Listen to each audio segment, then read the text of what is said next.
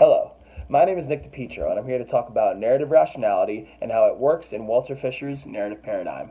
When we talk about narrative rationality, we're trying to decide if a story sounds believable or not. Dr. Fisher believed that storytelling was a universal way of communication, and that humans were natural born storytellers, or homo narrans as he liked to call it. Now, with that being said, it must be pretty easy to achieve narrative rationality, right? Well, let's not get your hopes up too high because there's two tenets you must consult with.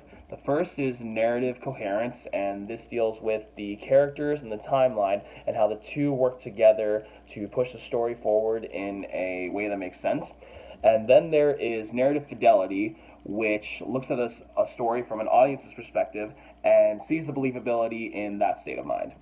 Now, with narrative fidelity, there's 5 dimensions you have to keep in mind. There's the facts and how they hold up in the story. There's the relevance in the story and questioning if the story is even worth being told nowadays. There's the consistency and how the plot is pushed forward in a way that makes sense. There's the consequences or lessons learned in the story.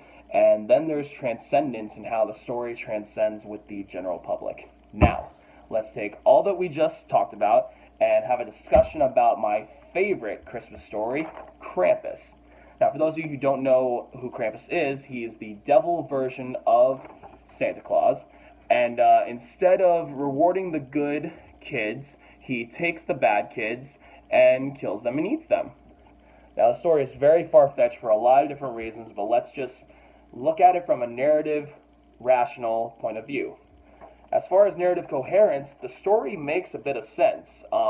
There's bad children who need to be punished, and this is the guy to do it. The characters make sense. The timeline, the sequence of events makes sense here. So it's a pretty it's not very crazy to think that there's punishment for children's actions.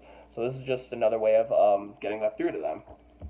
In a narrative fidelity sense, I like to think of the relevance in this message where the message is you're going to be punished for your bad behavior. This is something that we always teach our kids, and I think this story is just another way to reinforce it in a way that they'll be more focused on.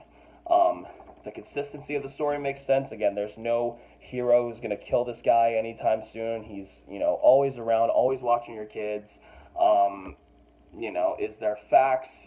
To a kid, this may be factual because they still believe in monsters and they think that, things like this can get them. So I think to a child, it makes all the sense in the world. So there you have it. Narrative rationality is a way that we debunk the stories we think may be misleading or too fictional. Thank you.